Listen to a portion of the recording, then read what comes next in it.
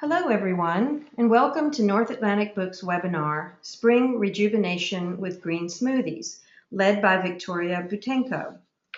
Victoria has written many books on the power of raw foods, and she is a pioneer of the green smoothie movement. She has transformed and revitalized many people's lives at her popular healing retreats. Her new book, Green Smoothie Retreat, gives you the tools to organize your own health retreats with family and friends. She's here with us today to talk about the healing properties of greens and how you can utilize them in your own kitchen to improve your health. Welcome, Victoria, and thanks for joining us today. I'll hand the mic over to you.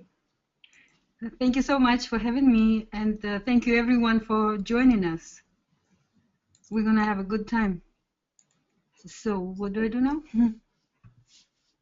Show my screen, right? Yes, go ahead and just show your screen and share your video cam. And what? And then you can begin your slideshow. Okay. Like this? Yes, perfect. Perfect. Everybody could see me? Yes. Okay. I don't know if you're already drinking smoothies or not. I have written my first book about green smoothies 10 years ago. Exactly 10 years ago, and since then I found lots of new information, and some of this is very exciting information that I'm going to share with you today. For a long time, I didn't really know exactly what is it that that helps people. What is that healing part of greens? I knew that they are remarkable, but I didn't know until I did my recent research, and I found out that if you don't consume greens, then you could be at risk of developing many serious health problems, including diabetes, osteoporosis, depression, heart disease, obesity, and even cancer. And I believe in my heart that any major disease is connected to lack of nutrients that could be found in greens. But 10 years ago, I didn't know which ones, and there was no research about this. But today, I'm going to share with you what I've learned.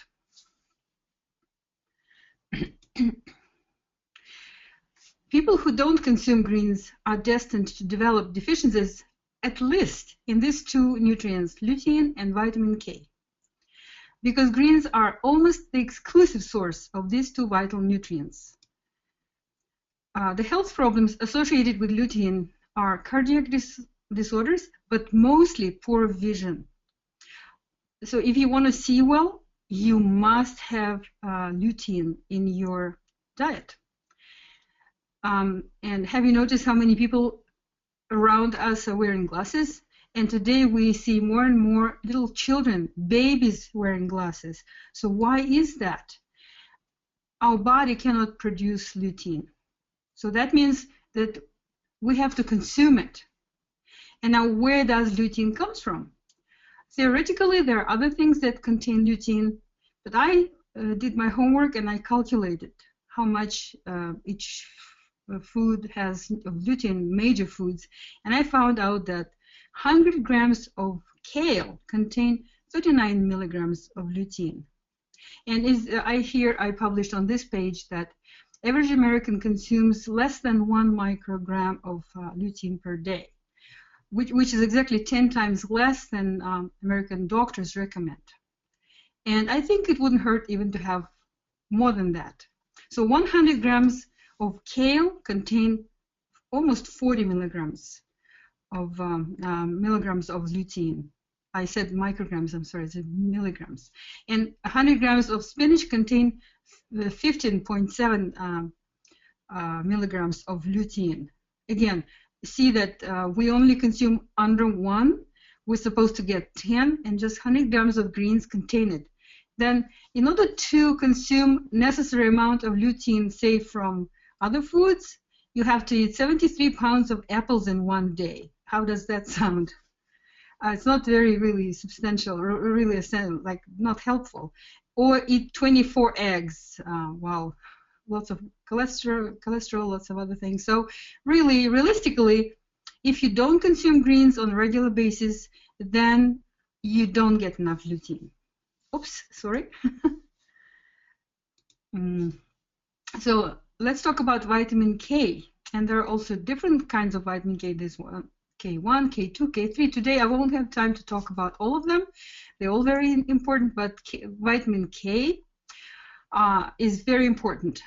Lack of vitamin K leads to osteoporosis, anticoagulation, so your blood cannot clot, increased risk of hemorrhages, all kinds of bleedings inside your body or outside your body, nosebleeds, bleeding gums. How many of you have bleeding gums? Ever had bleeding gums? Easy bruising. And with age, people begin to have less and less vitamin K because of digestion, because they don't want to eat greens. And you know that some elderly people, when they, for example, take a shot or take a blood for sample or just do intravenous, they have a big blue bruise in inside of their elbows. That's because they lack in vitamin K. And there are many, really dozens of other conditions that are associated with the vitamin K. And again, you mostly get it from greens. There are other things that have it, but greens have a lot more. There are also folate, and don't confuse it with folic acid. Folic acid is a chemical that has nothing to do with folate, doesn't substitute for it, and you can find a lot of folic acid in bagels and all kinds of pastries. But what you really need is folate, very important. And also most of the antioxidants. So much more antioxidants in greens that it cannot be compared to anything else. So those are very important. Greens are a rich source of important minerals: magnesium, iron, calcium, potassium, and lots of trace minerals such as copper, zinc, and many others. But let's just look at these ones: magnesium, iron, calcium, potassium, and others. Dark leafy greens even contain omega-3 essential fatty acids, which some doctors call the queen of fats. Omega-3 essential fatty acids is very, very important for us to have. So greens, calorie for calorie, offer the most concentrated source of nutrition of any food, most notably magnesium. So if omega-3 is the queen of fat, magnesium is the king of minerals, because it serves literally hundreds of functions in the body. The most powerful, this is from one of my favorite researchers of magnesium in the world, Dr. Mark Circus from Israel. Now he's retired, lives in Brazil. And he says the most powerful foods on the planet are the ones that are highest in chlorophyll. Look at these two molecules. On the left, you have heme, which is part of hemoglobin of human blood, and on the right you have chlorophyll. And what I want to first notice how similar these two molecules look like. Looks divine, looks like chlorophyll must be very important since it so resembles part of our blood.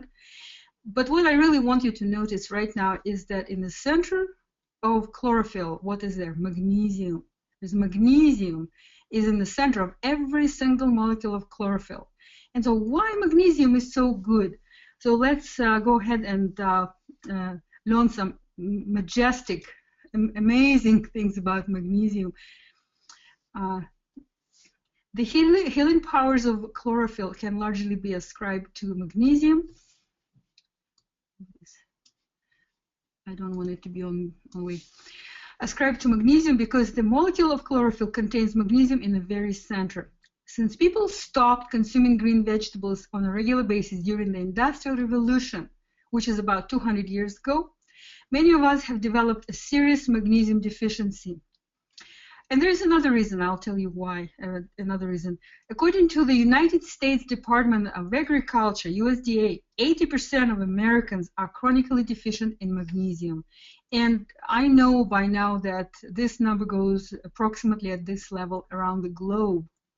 Magnesium deficiency is a major contributor to our epidemic of chronic and degenerative diseases, including heart disease, osteoporosis, diabetes, depression, and various autoimmune disorders.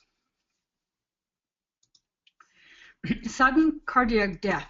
A sudden unexpected death caused by loss of heart function is the largest cause of natural death in the United States, causing about 325,000 adult deaths each year. Well, here's a quote from American Journal of Clinical Nutrition. Researchers analyzed data from more than 88,000 women. This is a very recent study, by the way. Over a 26-year follow-up period, women whose magnesium intake was among the highest 25%, see, it's only 25% highest, of the subject had a 34% lower adjusted risk of sudden cardiac death. Can you imagine what would happen if all of these women would start drinking a quart of green smoothie every single day? This 34% could easily go much, much higher, maybe like 90 or 95%, or maybe even higher. Heart attack and stroke. Dr. Liana Del Goba of the Harvard School of Public Health published a study showing magnesium can cut overall heart risk, including heart attack and stroke, by 22%. So again, I don't know what kind of magnesium they were taking. Maybe they were considering eating buckwheat or chocolate, which does have a little bit of magnesium. But nothing could compare with chlorophyll, because remember, in the center of the molecule of chlorophyll, in each molecule there is a magnesium in the center. Now, diabetes, including greens and green smoothies into daily meal plans, can save millions of diabetics from suffering. Two new studies concluded that magnesium-rich foods can significantly lower the risk of developing type 2 diabetes, even in obese people. And here's the source. My younger brother, who lives in Canada, and he's a truck driver, he has type 2 diabetes, and he's been keeping it in good shape for over 10 years now by just trying to consume more greens. Sometimes he drinks smoothies, sometimes he drinks juice, sometimes he takes chlorophyll pills, whatever he can. Sometimes he just, while he's driving, he's munching a cucumber or celery stack, just something green, in order to keep his diabetes at the level that he could manage it without any medication. And I know that it works. I discovered that greens help to diabetes many years ago, and I didn't have why until this study about diabetes came, study about magnesium. So magnesium helps to reverse the diabetes. In fact, at my retreats, green smoothie retreats, usually we have several diabetics, people who has diabetes predisposition or diabetes.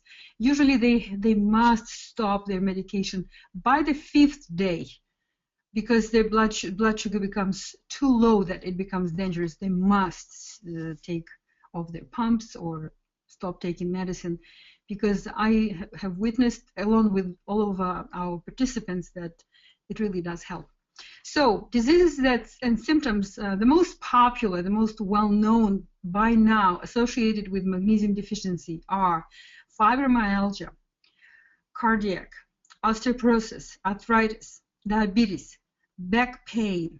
See, this is all really bad diseases. Chronic fatigue syndrome, stress and depression, insomnia, it's along with the nightmares, migraines, ischemic heart disease, angina, hangover, and alcoholism. It's been proven now that when people don't have enough magnesium, they much easier, they get addicted to drugs, recreational drugs, or alcohol, tobacco. So hangover and alcoholism is also connected to magnesium deficiency. Muscle cramps and spasms. If any of you have any kind of muscle cramps or spasms, pay attention to that. Why is that? Because the calcium and magnesium, they're antidotes. They're like opposite. They do opposite things in the body. Calcium constricts muscles or nerves or whatever cells or capillaries, and magnesium relaxes. And we all consume lots of calcium, especially if anybody consumes dairy, and even not dairy, even just greens. Lots of food has lots of calcium in it, even carrots. But if we don't consume enough magnesium, then we begin to suffer. It has to be in a relationship. For each 2 parts of calcium, there has to be 1 magnesium, and we have something like 10 to 1 or 20 to 1. The ratio is not right. So now, constipation, if anybody has constipation, magnesium is the way to go. Hypertension, asthma, dental caries. If you have dental problems, that's a lack of magnesium. Eye twitching. Anybody has eye twitching? Kidney stones and gallbladder stones. Processes accelerating aging, that's calcification. That's when we have too much calcium in the body. And I believe now that calcification is the reason for aging, is the reason for all illnesses, because when we begin to have too much calcium, not enough magnesium, all of our muscles begin to get calcified. Our brain and the bone marrow and the heart, which because it's a muscle, it's just everything in the body calcifies, and that is actually the reason for aging. Restless legs syndrome, painful menstrual, premenstrual, what is that? Okay, PMS, sighing. You know, sometimes you cannot stop sighing, like. Recently, I visited with my oldest son, and he kept sighing all the time. And I asked him, "You taking your magnesium anyhow?" And he said, "Oh, I didn't take it for a long time." And even hiccups. How interesting. I know that we're recording this, and so you'll be able to look at this list later and take notes, or from the new book, there is also listed in the new book, all of this and more. Excuse me. And you can even go online and search for magnesium and any conditions that you have. For example, recently, the 22-year-old daughter of my friend, she was diagnosed with a dead nerve in one ear. And she's only 22 years old, and she lost the hearing in one ear. And I decided to make research about magnesium and ear, and I found out that this nerve that goes inside of the ear is packed in this very, very thin tube, and when it goes into spasm, it begins to deaden. And the doctors found out that 3 months of injections of magnesium could heal that condition. And so she's excited. But I said, before you're doing any injections, just try to start drinking smoothies. Of course, you have to have a good blender for that. Excuse me. My pomegranate juice here. Okay, every organ in the body, especially the heart, muscles, and kidneys, need magnesium because they need to be relaxed. They don't need to be calcified. And lack of magnesium forms kidney stones also. So magnesium contributes to the makeup of teeth and bones, activates enzymes, very important, contributes to energy production, helps regulate calcium levels as well as copper to make proper, regulates calcium levels, not to make them too high. Zinc, potassium, vitamin D, and other important nutrients in the body. My dear friends, and many, many more things. So why we have magnesium deficiency? I was wondering why we have such a profound, if we're supposed to live on this planet and everything is in balance, so why in the world we don't have enough magnesium? And I found the research that a long time ago, the planet was almost completely covered with ocean water, and the main source of magnesium comes from water, is of water. And so that's when our planet, our soils were penetrated with magnesium. But then the land, whatever happened, it just, the water was gone. But still the soil had so much magnesium that It was enough for people when they were eating food that grew on this land. It was enough. But then what we started to do, we started to rake the leaves and burn them. We started to cut the grass and take grass chips away. We started to grow carrots. And what do we do with the leaves, carrot leaves, carrot tops? Or when we grow, say, beets or anything, we throw away the greens. And so about 200 years ago, with the Industrial Revolution, with the development of intensive agriculture, the magnesium content in our soil started to drop. And today, most of the farmlands are low in magnesium. And that's another reason why it's good to eat wild greens or organic greens. Okay, consuming more greens is a great way to get your magnesium, of course. Here are the greens that have the highest magnesium content. Swiss chard, 340 grams contain 276 milligrams. This is about how much you need per day. You need about 300 milligrams per day. Spinach, this is 340 grams is one bunch. You know what one bunch is? It's just one whip that they sell in the store, like a bunch with the rubber band on it. So 270 milligrams, and stinging nettles, 200 milligrams of magnesium. So that's very good. And if you try to eat that much greens in your smoothie in a day, that will be very helpful for any conditions, for diabetes, for... I believe that if you consume 1 quart of green smoothie every single day for the rest of your life, you're not going to die from cancer. You're not going to die from any of these illnesses that we talked about, because we see that it is all connected. Well, at least you will have hundreds and thousands times less chances for that. So green smoothies are the easiest, tastiest, and fastest way to consume greens.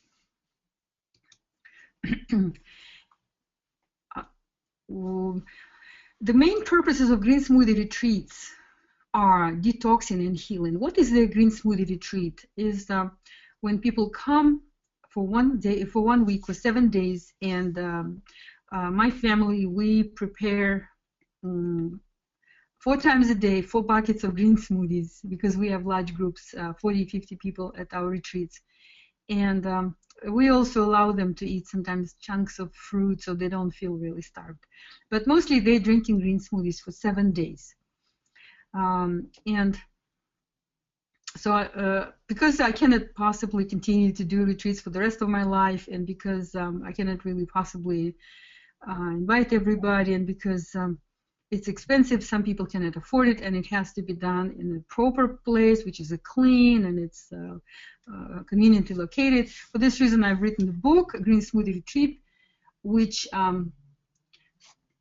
teaches how to organize your own retreat, and you can do it, and I share all of my tips in there. So the detoxing process usually starts after you haven't eaten for several hours. You notice that unpleasant feeling and you taste in your mouth, kind of tiredness, fatigue, some kind of unpleasant feelings. That's the beginning of detoxing process, the beginning of healing.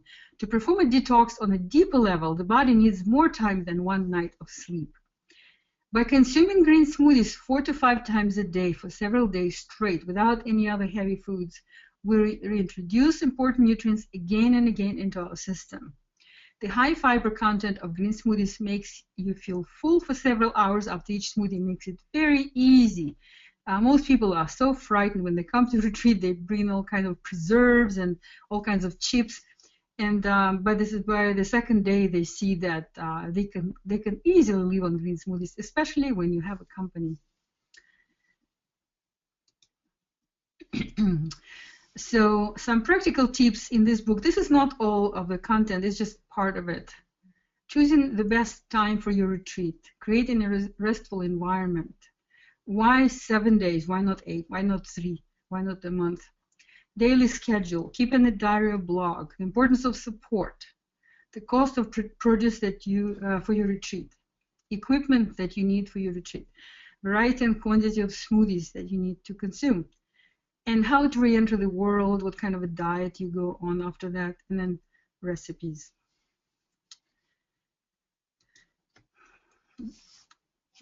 The support is very important.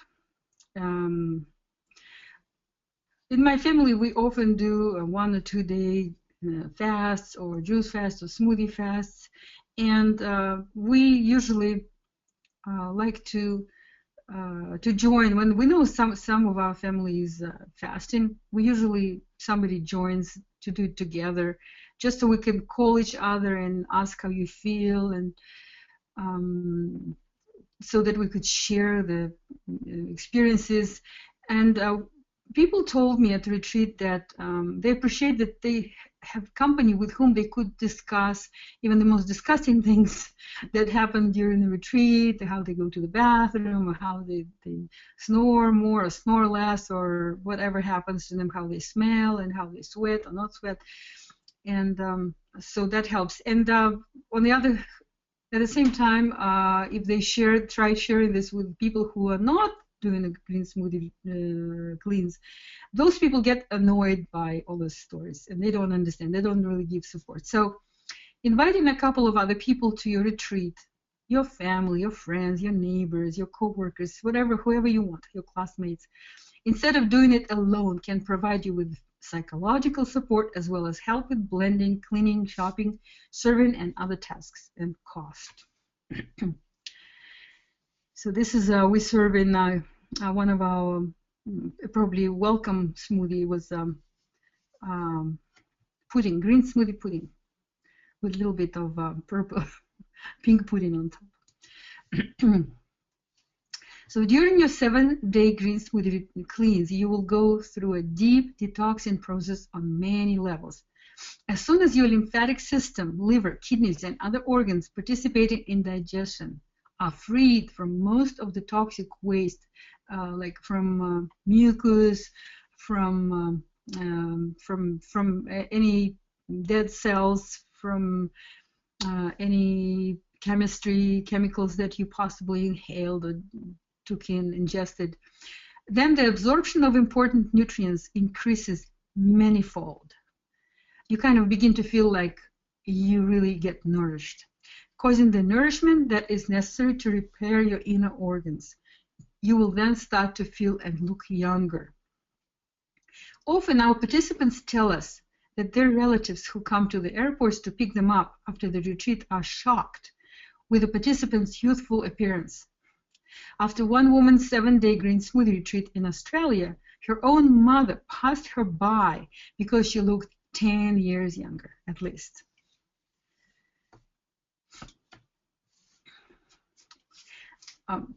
I explained to you that our soils are really depleted in magnesium, and here is another reason why organically grown and wild greens are preferable. They are particularly good sources of magnesium because conventional fields are commonly deficient in these minerals. And that's why conventional greens sometimes are really light, like yellow, kind of light green. And the wild greens are usually dark greens. Look at the stinging nettles on this picture. Look at this smoothie that's really bright green color. The only exception are the soils in the wilderness, because nobody cuts the grass or rakes leaves in the forests and meadows, so the magnesium from the green parts of the plants gets reabsorbed by the land every fall. For the best healing results, I recommend that you learn to add wild edibles to your green smoothies. Of course, you need to learn how to identify wild edibles. I don't want anybody to get poisoned from something unknown, but it's really easy. If we learn how Mazda looks to tell Mazda from Ferrari, then we should be able to learn how to tell minus letters from dandelions. Wild weeds are more nutritious. Wild edibles often contain more vitamins, not only magnesium, all vitamins and minerals, than commercially marketed plants. Weeds have not been spoiled by farmers' care, in contrast to the good plants of the garden. In order to survive in spite of constant weeding, pulling, and spraying, weeds had to develop strong survival properties. To stay alive without being watered, most weeds have developed long roots. If you ever tried to pull a dandelion, have you? You understand what I mean, because you cannot possibly pull dandelion root. Alfalfa's roots grow up to 20 feet long, reaching for the most fertile layers of the soil. And by the way, on this photograph, it's a minus lettuce here with a little white flower. So there's lots of it now in Oregon and California. It's absolutely edible. The dandelion roots versus lettuce roots. Do you know that lettuce is nothing but cultivated dandelion? So people didn't like the taste of bitterness in dandelion, and they cultivated it to make it sweeter. So this is the same plant, only this is wild species of the same plant. This is cultivated. If you ever let your lettuce go into blooming, you'll see that there will be small dandelion leaves. But look at this root on the right, which is like a little bunch of hair, just really, really weak. If you forget to water it one time, it's gonna dry out and die. But look at this warrior on the left. Look at this root. It's like a tool. It's wow, very, very impressive difference. Here's one more picture of dandelion. I just love it. It's equipped to go in and dig in and pull all the nutrients into this plant, which you can eat leaves. The whole plant is edible. You can leave even flowers and benefit from this. Okay, here I made some calculation for you. Lamb squatters are the weeds that we fight with in our backyards. They're the ones that are really tall and they grow everywhere. I used to fight with them and be really mad at them. Oops. But here we can compare nutrients in kale and lamb squatters, and you see that in lamb squatters everything is higher. Everything is higher. You just kind of look. Most of it is higher. And if you look at minerals, calcium, this is 615. This is like more than twice more. And magnesium is about the same. Phosphorus is more. So it's really a very, very good source of everything.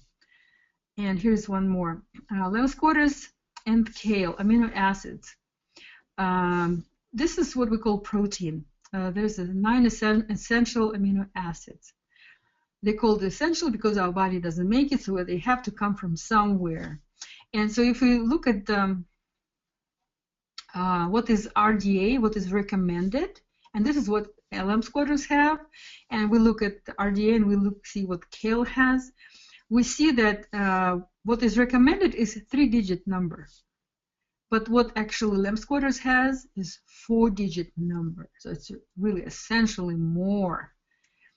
And really more than in kale. So wild edibles even have more protein in it. And of course, cows eat lamb squatters and they grow meat on themselves.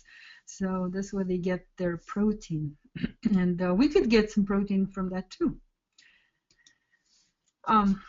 Okay, grass.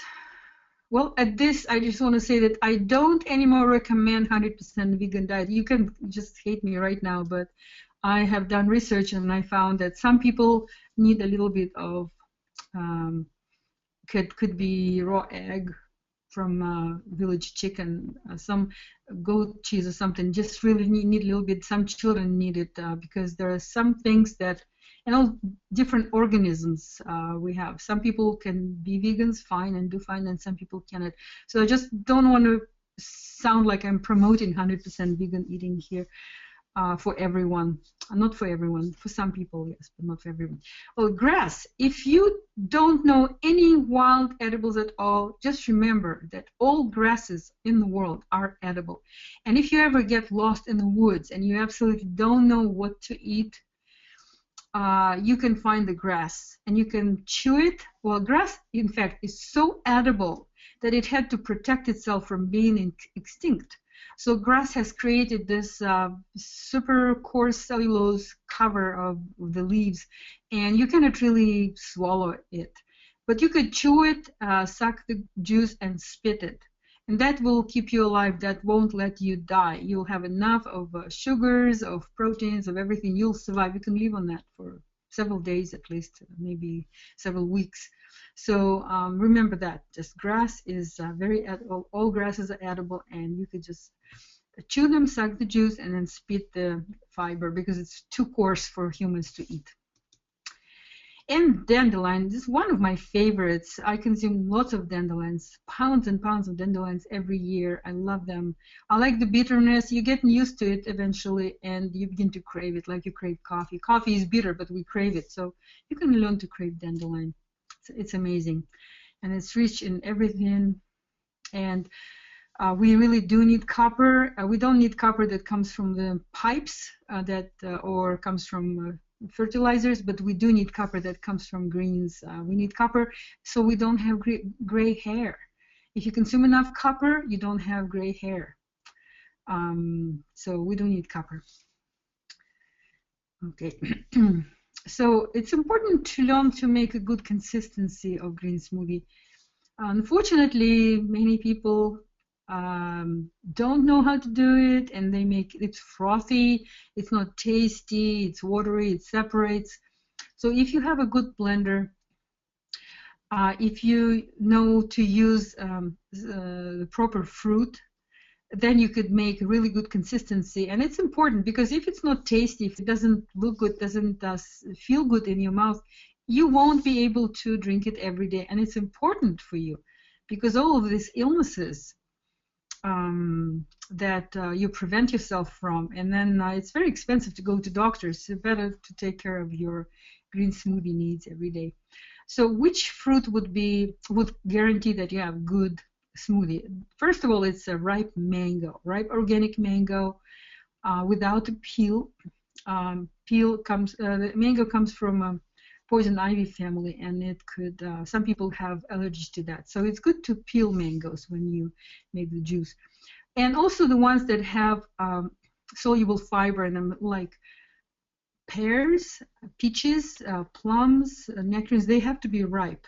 All berries have soluble fiber.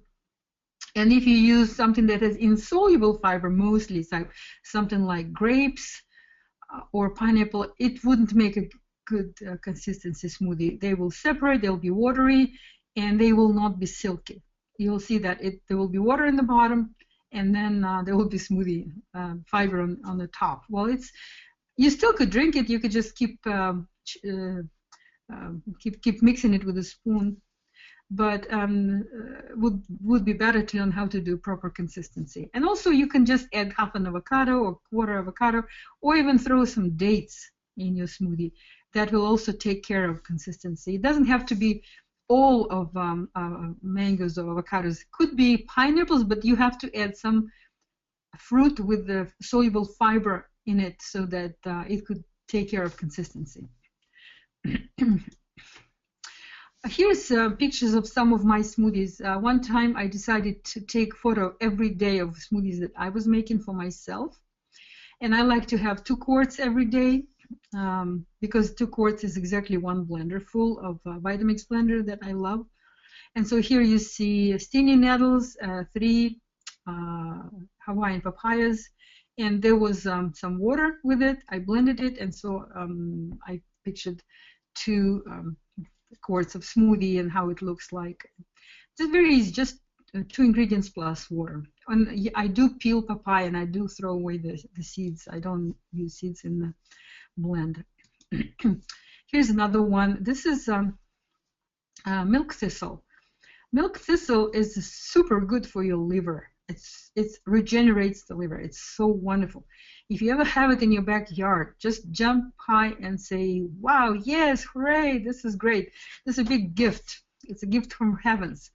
If it's young and it has flowers, and if you have a good blender, just use some gloves because it's very, very sticky. And then I use here 1 apple. You can see 1 apple and 2 mangoes, and I peel them, and some water, and I blended it, and it was absolutely out of this world delicious. And this is how it looked like in my backyard. And I had to explain to everybody who came to take care, like my landlord, they were trying to kill these poor plants, and I said, no, I want them. Okay, this is a soup. You don't always want to just eat sweet smoothies. Sometimes you want to have something savory or like a soup. And so here's the recipe for the soup. I would only add a clove of garlic to that. So avocado, cucumber, lemon. You can put the whole lemon juice. You have to juice it, and then some herb and enough greens, and then you make it in the soup. And then you could grate some carrots in there, or put some sprouts, just so you can eat it with a spoon like a soup. That's very delicious. And here's another soup. You don't need garlic here because this is the mustard greens, and mustard greens, they are spicy. So it's a good spicy soup. Lemon, you juice a lemon, half avocado or full avocado, up to you, and this much water, and you make it soup. It's delicious. This is a smoothie I created for those who are afraid of oxalic acid. There was a very bad article about 2 years ago. Somebody was trying to warn people not to drink smoothies because she said that smoothies cause kidney stones. This is not true. I have written answers to that, and I absolutely have proven in this scientifically that green smoothies don't cause oxalic acids. However, people who went through that painful surgery, they just prefer to be safe. They just don't want to take a chance. They don't want to risk. And so for them, I have put together some ingredients that completely do not contain oxalic acid. This is butterhead lettuce and melons. Melons don't have any oxalic acid. But actually, I think that magnesium saves you from kidney stones. But too much calcium in your system, that does cause kidney stones. This is a very, very nice smoothie. Very nice smoothie. And your greens don't have to be green. They could be red. Because they actually green inside, but red color dominates. So look red, but they're actually green. They have lots of chlorophyll in it, lots of magnesium, and stone fruit are all good for making good consistency. These are very ripe nectarines. Here's another very basic but delicious smoothie. One ripe organic mango, 2 ripe apples, and romaine lettuce. It's very, very mild smoothie. That's good to give to children and people who are drinking smoothie first time in their life. It's very, very mild tasting smoothie. Okay, for more information, you can visit rawfamily.com. My daughter Vale, she just recently has redone my website, so it's really easy to navigate now, and it has lots of articles. I won't be able to answer your questions by email because I receive 75 emails like every hour, and sometimes I don't even have a chance to read them. But in my blogs, there are lots of free blogs where you can read, and in my books you have all this information. Whatever I know, I put in my books. And also, North Atlantic Books are so kind. They offered everybody 50% off my e-books, all of my books in the e-book format that I believe you can copy them and keep them. So at this website here. And remember the code, Boutenko50, the Boutenko 50%. Hi, thank you so much, Victoria. This is Kim Westerman from North Atlantic Books, everyone. I just want to thank Victoria for this wealth of information and these delicious photographs. I'd like to take the remainder of our time to let listeners ask some questions. And a number of you have emailed me questions for Victoria, and I'll start with those. But feel free, those of you in the audience who would like to ask Victoria a specific question now, please just type it into the chat window.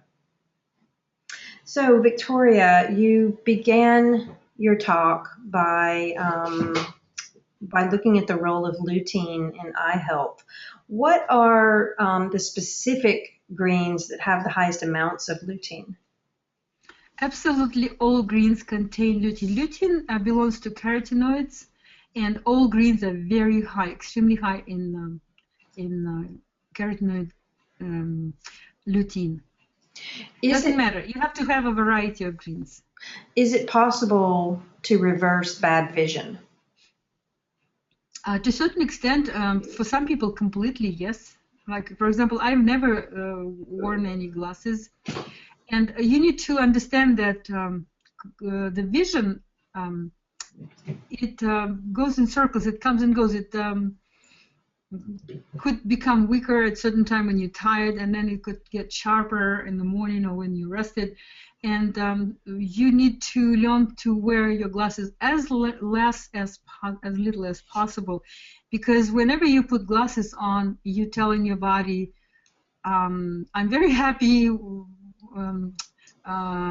Like, you force your vision to adjust to the glasses, even if it doesn't need it. Plus, if you consume enough lutein, not only lutein improves vision, it helps for those who work on computer, because it helps not to be sensitive to glare. Like, I work on the computer sometimes 15 hours a day. It's pretty average for me, and I don't have any problem. But if I miss 2 days in a row with green smoothies for some reason, like rarely, I begin to feel like a sand in my eyes instantly. Okay, here's a question specifically about gout. I know that's a pretty common illness. Is there anything you would recommend specifically to help gout? For gout, I would recommend not only drinking green smoothies, but possibly take magnesium in any possible way. For example, you can buy Epsom salt and put maybe 3 cups of Epsom salt in a very hot bath and sit in it for 30 minutes, not less than that. Because according to Dr. Circus, Mark Circus, he says that sometimes when we use it in a hot bath, the body can absorb a lot more than from any like pills or supplements, because when it is absorbed through the skin, it goes directly into the blood, which is very important. That could help. So Epsom salt. If you ever go to on vacation, don't sit in the swimming pool, which chlorine in it or whatever else could reduce the amount of magnesium in your body. Go to the ocean, because that's the prime source of magnesium. I'm always surprised that at the resorts, when I see people are sitting in the swimming pools and barely anybody goes to the ocean. Instead, soak in the ocean. Doesn't matter if it's deep or shallow water, just sit and stay in there. Stand, even if you have burned by a jellyfish, stay in that water. Also, you can take some supplements. I cannot really promote any supplements. I've heard of that the ionic form of supplements is good. There's one called Calm that I bought for my brother, that you put boiling hot water on it, and it turns it into ionic form. And it's supposed to increase absorption. Dr. Mark Circus, he explains that once you don't have enough magnesium, it's very difficult to regain it back, because only small percent of magnesium gets absorbed when you consume it through the mouth. And then if you take supplement magnesium, it has to be taken in the morning and during the food, during like breakfast. In the evening, the absorption of magnesium from food decreases several times. I believe that green smoothies is the best, and green smoothie retreat is the best for your magnesium level. If you go on the 7-day green smoothie retreat, as we do it, I absolutely promise that you will feel so much better that you don't even know that you could feel so well. Thank you. Here's a question from someone who lives in a suburban area, and she doesn't have access to any wild edibles. What can she do to replace them? What should she shop for? Well, I often go to suburban areas for lectures, and I travel around the world. I just go to parks. I go deep in the park, especially after the rain, and I pick up wild edibles. What you can do, you could just go to the organic markets. You can go to the stores and ask for the best looking greens. Do whatever you can.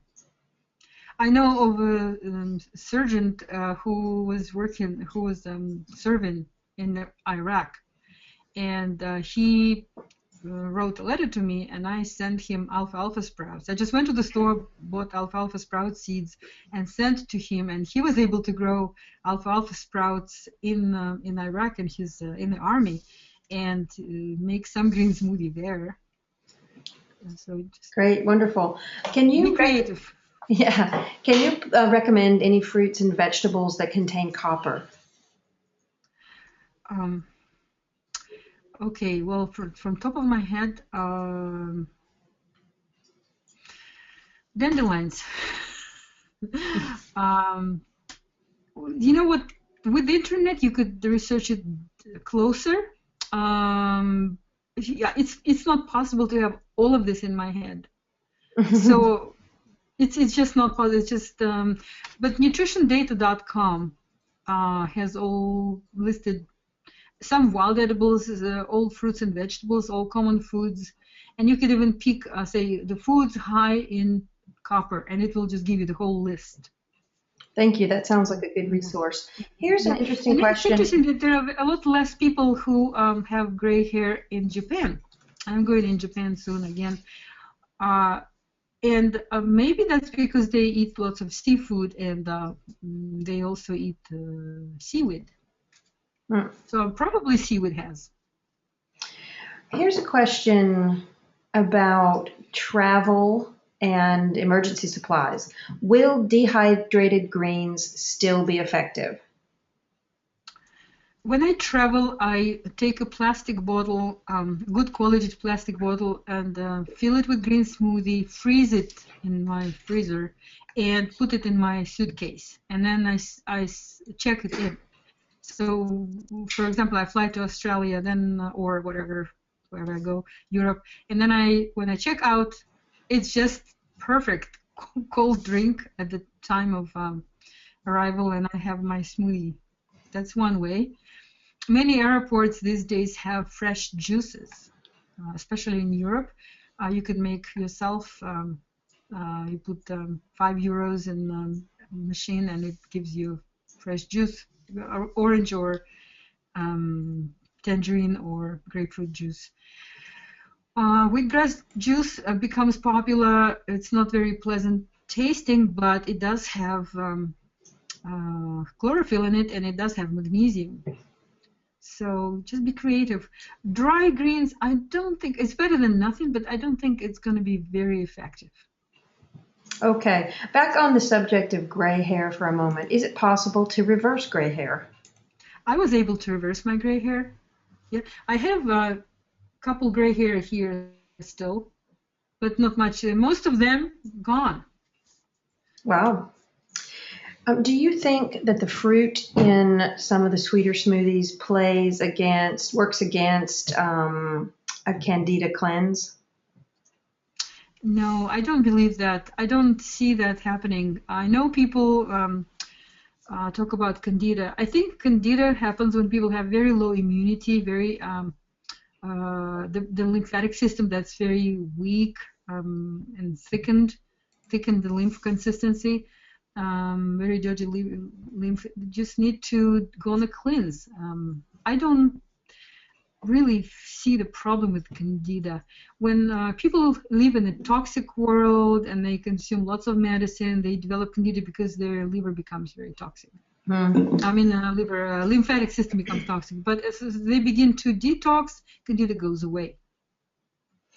Here's another question about a specific ailment. Also, I wanted to say about gray hair, we should not wash our hair every day with shampoo. That also helps you to have more gray hair. At least every other day, better twice a week. Are you aware of any research that suggests that green smoothies has any effect on the progression of HIV? I personally don't believe that HIV is. There is a movie, there's a documentary research that's called The House of Numbers. Very, very convincing. The young gentleman went around the globe asking different doctors who treat the HIV what kind of test they do and what kind of treatment they do. And he shows he demonstrates how in every part of the world it's different test, it's different treatment, and they contradict each other.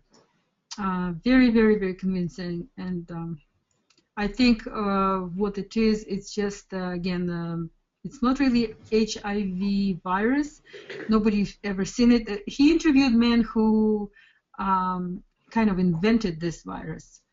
And so you could just, it's hard to believe. You have to watch the movie called The House of Numbers, and it's a Canadian author. Okay, thank you. Here is a listener who wants to know if there is a place that you can recommend where she can study to deepen her knowledge about this particular kind of nutrition. Come to my retreat in Sweden in June. There you go. Great. Read all the possible books that you can. In this book, I list all the books that are published. There are only like 3 books published on the topic of magnesium. Only 3 books in the world. And there are some books also in other languages, Ukrainian and Russian, that I've read. But I've listed the ones that are in English, and you will be really amazed how much you learn. I think we have time for one more question. You mentioned in your talk that not everyone should be a vegan. Are there specific blood tests I can have to determine whether or not I need to eat animal protein? I have hurt my health badly by becoming a vegan and staying a vegan for a very long time. And so I did a complete blood work, and I was deficient in several nutrients. I was very deficient in B12, in omega-3, in vitamin K2, and several others. Sounds strange, but I was low on vitamin A. And so I developed unhealthy cravings for food. And so then I started to go around the world visiting blue zones and meeting and interviewing people who live to be 100 years old. And I found that some of them eat not vegans, and they're very, very healthy. So I've learned that not everybody could be vegan. Maybe because of my background, because I come from different country, from different region. So when I started to add raw egg yolks from country chicken to my diet, I was able to reverse conditions, but it took me a very long time, like 2 years. And you could go to Natural Hygiene Association website, and they have like dozens and dozens of stories like that. They say that anybody who is not supposed to be vegan, stays vegan for 10 years, develops Parkinson's disease that is irreversible. Just check. These days it's so easy to research. It's a Natural Hygiene Association in Florida. Okay, thank you so much. We are out of time. I just want to thank you, Victoria, for joining us today, and I want to thank everyone who attended. Sometime tomorrow you'll receive an email with a link to a recording of this event so that you can go back and review any portion of it that you might like to. And please do take advantage of the coupon we presented here on your screen. I will also include that link in the email, so you don't need to worry about writing down the URL for that. So thank you, everyone. Have a wonderful... Can I have one more word? Sure. Can I have one more word? I could just not say anything about vegan, not vegan, but I choose to be honest. So please be fair on me. Okay, thank you. Everyone have a lovely evening. Thanks for coming. Okay, you too. Good night. Oh, have a good afternoon.